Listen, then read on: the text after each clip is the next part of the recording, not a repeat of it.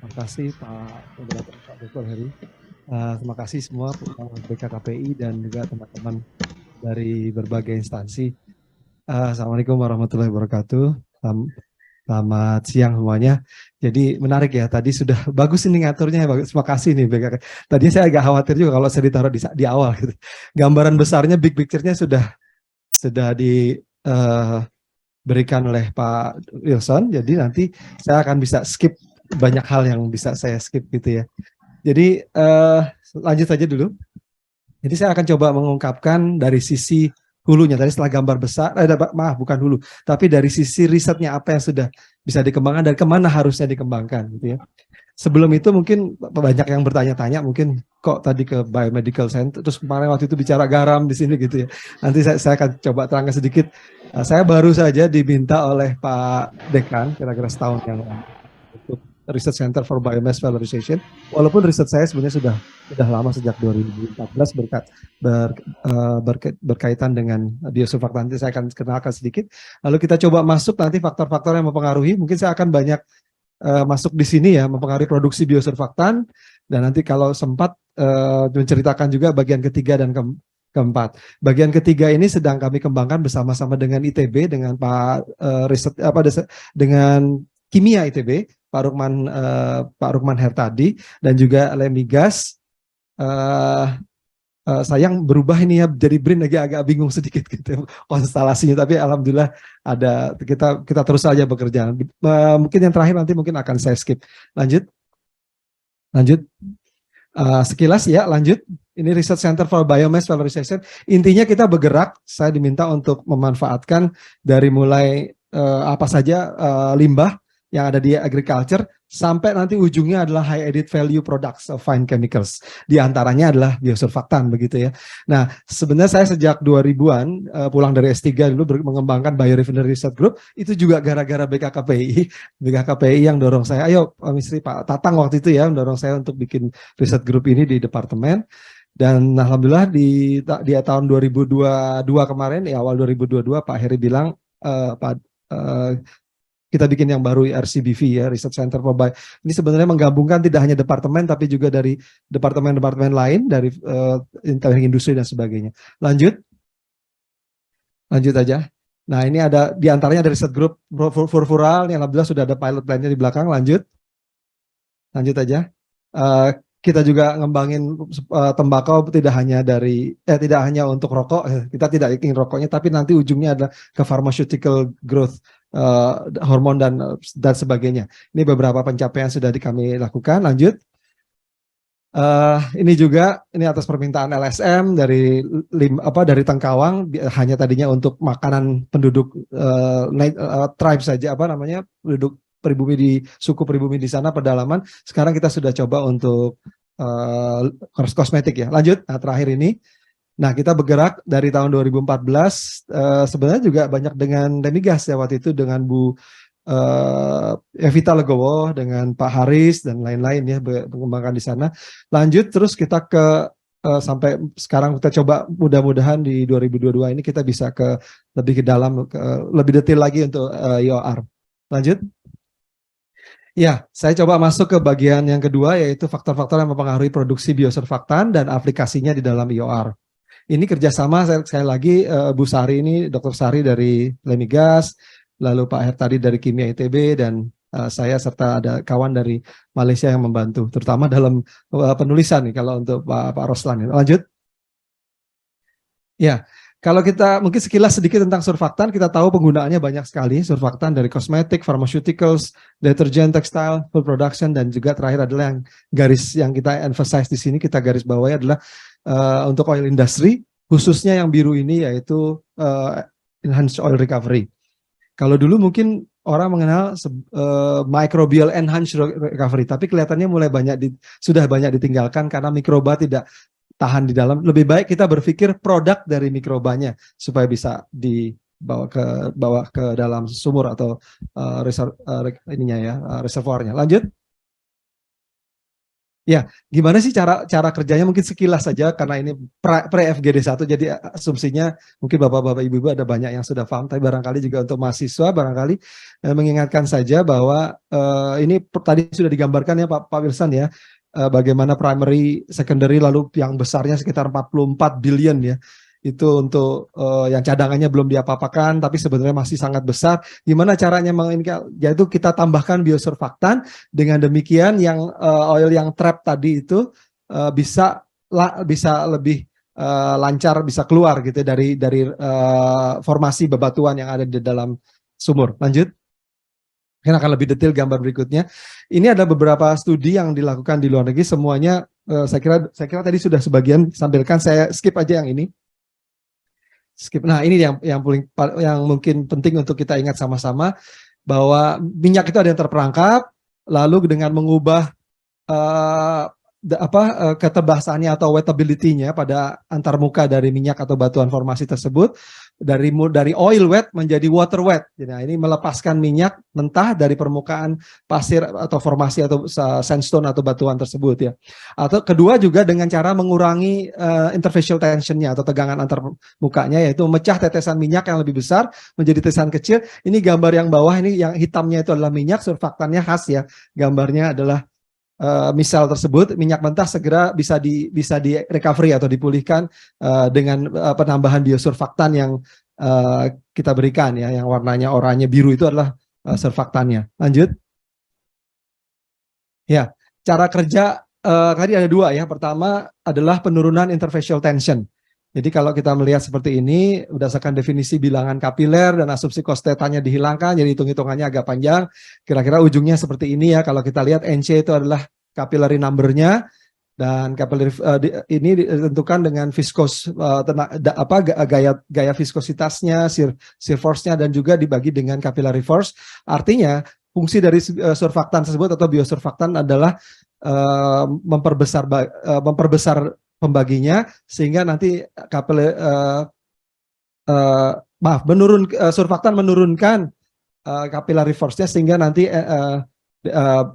bilangan kapilernya akan meningkat begitu ya. Lanjut.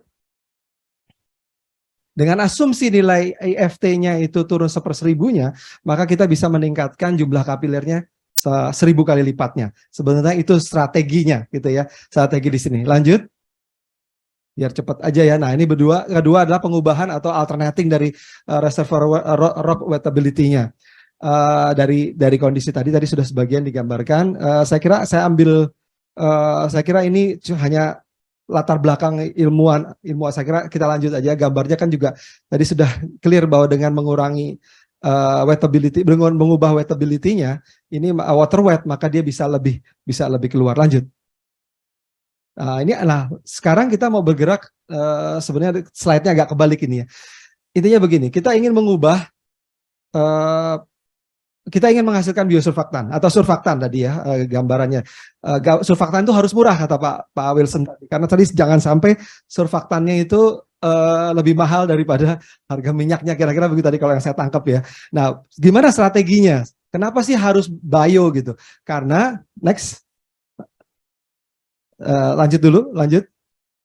Nah, kita begini, berarti surfaktan itu harus dibuat dari bahan yang murah, gitu ya. Bahan baku yang murah adalah limbah, begitu ya. Nah, ini yang menjadi fokus perhatian saya. Ini di antara berbagai atau mungkin puluhan sampai ratusan topik yang harus kita selidiki dari kalau kita mau mengembangkan surfaktan. Jadi tadi Pak Wilson sudah garis bawahnya keras bahwa ini harus murah dan harus kuat tadi ya, tidak hanya di lab. Tapi juga harus bisa di lapangan. Nanti saya akan cerita sedikit kenapa kok bisa begitu Pak gitu ya. Mudah-mudahan saya bisa cerita sedikit dari permasalahan. Nah, ini yang saya dari sedikit itu saya ambil sedikit saja fokus gitu. Banyak sekali sebenarnya topiknya gitu ya. Tapi saya ambil sedikit saja, yaitu harga bahan baku harus rendah. Oleh sebab itu nanti saya coba gunakan dari POME, dari limbah cair industri CPO. Pengembangan lalu berikutnya adalah prosesnya, pengembangan bioprosesnya termasuk optimalisasi kultur mikroba dan berbagai jenis mikroba. Nah, ini kami saat ini sedang mengirim satu mahasiswa S3 yang kita bimbing bersama dengan Hohenheim University yaitu Mas Andre Harahap ya, dia lagi disertasi di Hohenheim University. Kita mengembangkan biosurfaktan. Tadinya rencananya adalah lanjutan dari yang Lemigas. Dari Lemigas dengan Bu Cut dan Pak Haris ya kalau tidak salah. Itu tapi ternyata dengan pandemi kemarin mati semua di ITB. Kami bertiga dengan ITB juga. Mikrobanya mati, padahal itu asli mikroba pribumi Indonesia dari Beleduk Kuwu itu ya di Jawa Tengah ya kalau tidak salah. Itu yang mengambil dari ITB, kami di sini memanfaatkan optimalisasinya. Akhirnya apa? Andre udah kadung berangkat, udah ngambil topik itu, akhirnya kita ambil mikroba yang ada di sana, tapi kita masih belum patah semangat, kita mau coba Indonesia lagi. Itu harus eksplorasi lagi. Jadi banyak sekali yang harus dilakukan oleh kita bersama. Tidak mungkin hanya UI sendiri. Makanya saya menyambut gembira pre-FGD 1 ini, saya kira ini lanjutannya mungkin bisa sampai 50 pre-FGD. Panjang sekali, banyak sekali yang harus dilakukan. Lanjut. Tadi kita sudah pelajari mikroba apa saja ya. Nah, ini kira-kira ini baru saya mulai masuk kriteria pengenangan atau flooding tadi istilah bahasa Inggrisnya ya. Reservoir dengan surfaktan. Sebenarnya apa sih yang harus diperhatikan? Kriteria-kriterianya ada beberapa hal, yaitu pertama adalah reservoir temperature and depth-nya, lalu reservoir formation-nya. Bagaimana sih sebenarnya bentuk batuan yang ada di sana, water salinity ini sangat penting, storage capacity. Ini saya tidak akan ceritakan, saya akan coba cerita sekilas yang 4 ini saja nanti ya. Jadi gambarnya kira-kira kalau kita injeksikan di sini, ini nanti akan berjalan sana, baru nanti di production well-nya di sana. Oleh sebab itu sangat penting memperhatikan apa-apa yang ada di bawah itu ya. Ini kita sudah ungkapkan di sini. Lanjut, next, satu persatu kita akan lihat. Pertama adalah reservoir formation and water salinity-nya. Secara umum, sebagian besar proyek anionic surfactant flooding telah dilakukan di reservoir sandstone. Ini yang sudah sangat banyak dilakukan. Secara umum juga salinitas air reservoir harus mendekati air yang diinjeksi sebelum injeksi surfaktan. Lalu salinitas air injeksi untuk surfaktan harus mendekati salinitas optimum di mana interfacial tension-nya terendah antara minyak dan air dapat dicapai. Sehingga optimum salinity ini tergantung dari jenis crude oil-nya dan juga dari jenis dipengaruhi dan mempengaruhi jenis crude oil-nya dan jenis surfaktannya. Lanjut. Yang kedua yang mempengaruhi adalah formation permeability, yaitu kemampuan batuan untuk melewatkan cairan melalui bebatuan tersebut. Cara kerjanya adalah surfaktan menurunkan residual saturation, dengan demikian permeability-nya meningkat, bisa lalu lebih lancar sehingga nanti ujungnya adalah oil recovery-nya lebih baik. Lanjut, yang ketiga, oil saturation. Nah, mekanisme flooding dari surfaktan dapat mengurangi saturasi minyak residu di reservoir yang terkait dengan jumlah kapiler. Tadi sudah kita terangkan ya. Di lapangan yang tergenang atau di flooding tersebut, banjir atau flooding surfaktan dilakukan untuk memulihkan recovery dari pegas coil. Jika saturasi, maksudnya dengan mekanismenya ya. Jika saturasi minyak, ini kami terjemahkan dari jurnal yang kami tulis ya. Jika saturasi minyak sisa tinggi, maka aktivitas banjir surfaktan dilakukan untuk memungkinkan pemulihan minyak. Nah, saya kira berdasarkan penelitian lapangan yang menemukan bahwa saturasi minyak sebelum penggenangan surfaktan adalah 0,4, diusulkan kriterianya menjadi 0,3 gitu. Lanjut, oil saturation-nya. Ini menjadi standar nanti dalam kami meneliti berikutnya. Sebagian besar penelitian menggunakan fermentor sistem batch, basis minyak nabati, substrat gula, dan jenis Pseudomonas dan Bacillus. Kita mengembangkan dari produksi kita dengan cara yang berbeda, kita ambil sudut yang berbeda, tapi kami hanya memproduksi rhamnolipid. Karena rhamnolipid ini dari hasil penelitian studi kita bahwa inilah harus kita kejar dengan biosurfaktan untuk IOR gitu ya. Karena ada bentuk surfaktan yang lain. Saya kira lanjut aja dulu, kita masuk ke dalam masih waktunya berapa menit lagi? 5 menit lagi. Saya kira saya percepat di sini aja. Ini hasil riset ini tinggal dikit ya. Pemanfaatan bakteri Halomonas meridiana BKAB4 menggunakan substrat palm oil meal effluent untuk memproduksi biosurfaktan. Ini yang tadi saya ceritakan, kami bekerja sama dengan ITB dan Lemigas dan terhenti pada saat pandemik, tapi sekarang kita sudah lanjut dengan Jerman dan mudah-mudahan kita buka. Bapak Ibu sekalian, nggak cukup mungkin barangkali Universitas se-Indonesia kerjasama gitu, se-Indonesia bekerja sama untuk menyelesaikan masalah surfaktan. Karena tadi tantangannya besar sekali, tetapi juga uangnya juga besar juga nanti di ujungnya gitu. Jadi mungkin kalau pesannya saya cuma begini, barangkali sebelum habis materinya waktunya, saya cuma begini. Kasih dong kesempatan kita untuk riset bareng, kesempatan kita untuk belajar di lapangan gitu. Tanpa belajar nggak mungkin. Dia belajar di lapangan ya. Karena tadi kan kelihatan tuh bahwa di lab kita, bentar lagi yang di lab yang di sini ya. Di lab kita berhasil. Tapi kan tadi yang permasalahannya banyak. Sedangkan kita cuma pakai model yang ada di rantau. Kita ambil batuannya rantau gitu ya. Itu kan nggak cukup sebenarnya. Ada slide-slide yang saya buang. Sebenarnya ada model batuan yang rantau. Baik, kita lanjut sekarang.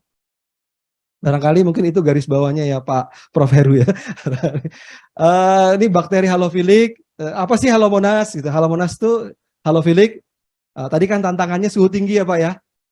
Dan juga salinasi. Bakteri halofilik hidup dalam lingkungan salinitas tinggi dan rentang salinitasnya 0-20%. Diisolasi dari kawasan Beledukuwu, Jawa Timur, maaf bukan Jawa Tengah. Karena ini yang ngambil teman-teman ITB ya.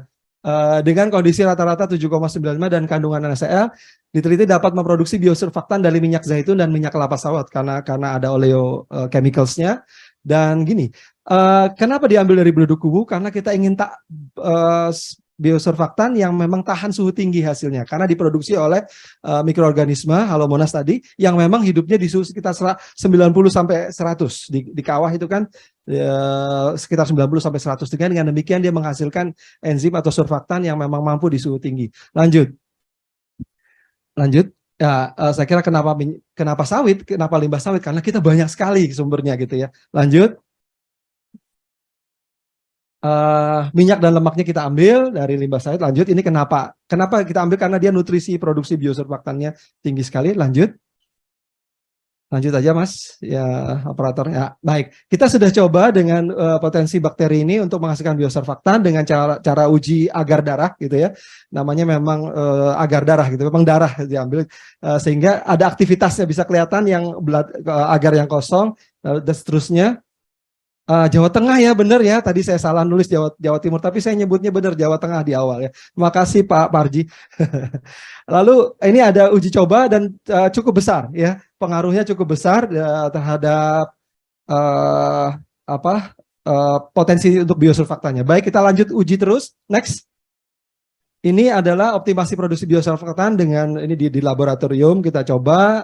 Potensinya cukup baik. Lanjut aja karena waktunya 5 menit nggak cukup. Lanjut nanti di kesimpulannya. Ini juga optimasi dengan visual oil spreading test. Kita sudah coba juga. Memang tidak perfect seperti yang sudah di produk kimia ya, tapi lumayan gitu ya hasilnya. Lanjut kita juga coba dengan optimasi produksinya dengan RSM ya, metode Response Surface Methodology. Ini cuma untuk melihat statistikanya bagus atau tidak. Masih 0,8 masih ini hasil risetnya harus diperbaiki memang. Lanjut. Nah ini hasil kita bagaimana kita mau optimasi di dalam produksinya. Ini masih jauh dari sempurna, masih panjang sekali yang harus dikerjakan, masih bisa banyak S1, S2, mungkin S3 yang bisa berkembang di sini. Lanjut.